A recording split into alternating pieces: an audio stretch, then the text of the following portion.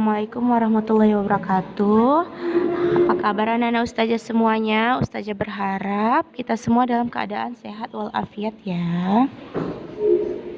Baiklah, untuk ananda semuanya, sebelum kita memulai pembelajaran pada hari ini, yuk sama-sama kita mengucapkan lafaz basmalah.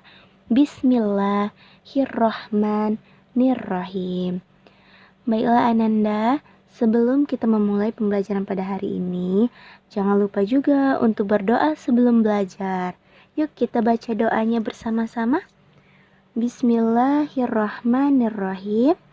Raditu billahi rabbah wa bil islami dina wa bi Muhammadin nabiyya wa rasulah. Rabbi zidni ilman warzuqni fahman wa amalan solihah. Amin. Oke, anak-anak ustazah sekalian, hari ini kita akan membahas mengenai menelaah struktur dan kebahasaan pada teks prosedur oleh saya sendiri, Ustazah Rika Ardianti SPD. Nah, untuk menelaah struktur teks prosedur, kita harus tahu dulu, harus mencermati terlebih dahulu apa saja yang ada dalam struktur teks prosedur. Nah, jadi ada 4 strukturnya. Yang pertama itu ada tujuan, yang kedua ada material, yang ketiga langkah-langkah, yang keempat adalah kesimpulan. Nah, akan Ustazah jelaskan kalau untuk yang tujuan itu adalah di dalam teks itu pada paragraf pertama disampaikan terlebih dahulu apa tujuan penulis membuat teks itu. Misalnya tentang membuat donat. Jadi tujuannya adalah pembuatan donat untuk cemilan sore atau cemilan siang seperti itu. Lalu ada material. Nah, material itu adalah bahan-bahan yang digunakan dalam pembuatan tujuan tadi. Jadi strukturnya setelah tujuan masuklah ke material.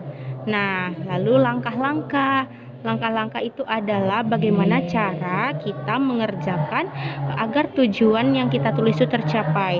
Nah, langkah-langkah ini didukung dengan material yang ada seperti itu. Yang keempat terakhir adalah kesimpulan atau penutup. Nah, penutup ataupun kesimpulan yang dimaksud itu adalah seperti kata-kata untuk bahwasannya donatnya udah bisa dimakan, selamat menikmati, lalu seperti pesan-pesan agar tidak mencampurkan seluruh bahan berlebihan. Jadi seperti itu ya kesimpulannya. Oke, anak-anak ustazah. Nah, selanjutnya adalah menelaah urutan teks prosedur sesuai dengan struktur.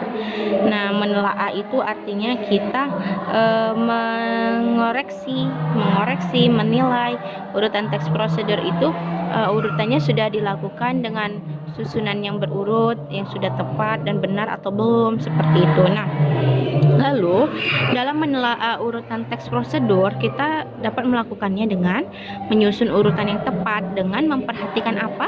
Memperhatikan hubungan antara kalimat dengan yang lainnya. Misalnya di dalam langkah-langkah kita harus perhatikan hubungan antar kalimatnya. Apakah kalimat yang pertama dengan kalimat yang kedua itu berhubungan? Nah, misalnya masukkan semua bahan-bahan ke dalam cetakan atau ke dalam mangkok seperti itu. Nah, selanjutnya biasanya hubungan antar kalimat itu ditandai dengan adanya kalimat selanjutnya ataupun ada kata kemudian. Nah, seperti itu harus ada hubungan antar kalimatnya. Lihat, perhatikan. Jadi tidak boleh misalnya menghidupkan kompor lalu langsung maksud saya gini, contohnya misalnya kalian ingin memasak nasi goreng tetapi kalian udah masukkan semua minyak, masukkan cabai, masukkan nasi, itu langkah pertama. Lalu langkah keduanya adalah tidak menghidup atau tidak, kompornya tidak hidup, maka itu salah. Yang pertama adalah kompornya hidupkan dulu, lalu letakkan wajan di atas kompor, lalu masukkan nasi atau masukkan minyak, tumis bumbu seperti itu. Jadi itulah hubungan antar kalimat, harus berurutan seperti itu ya. Nah, selanjutnya ada materi tentang memperbaiki dan melengkapi teks prosedur. Melengkapi teks prosedur itu dapat kita lakukan dengan mencermati hubungan konjungsi yang kita gunakan dalam teks. Selain itu, mencermati kalimat-kalimat sebelum dan sesudah kalimat prosedur yang dirumpangkan. Artinya, kita harus melihat kalimat sebelum dengan sesudahnya. Apakah kalimat itu berhubungan? Nah, seperti yang udah Ustazah jelaskan tadi, seperti itu ya. Jadi konjungsi itu adalah penghubung. Oke, anak-anak Ustazah semuanya? Nah, selanjutnya menelaah penggunaan bahasa dalam prosedur, dalam teks prosedur. Jadi, beberapa dari ciri-ciri bahasa ini udah pernah Ustazah jelaskan di dalam kelas anak-anak Ustazah masing-masing ya. Seperti menggunakan kata perintah, itu biasanya diakhiri dengan ciri-cirinya apa? Diakhiri dengan partikel lah. Jadi, tuangkanlah, aduklah, seperti itu kan.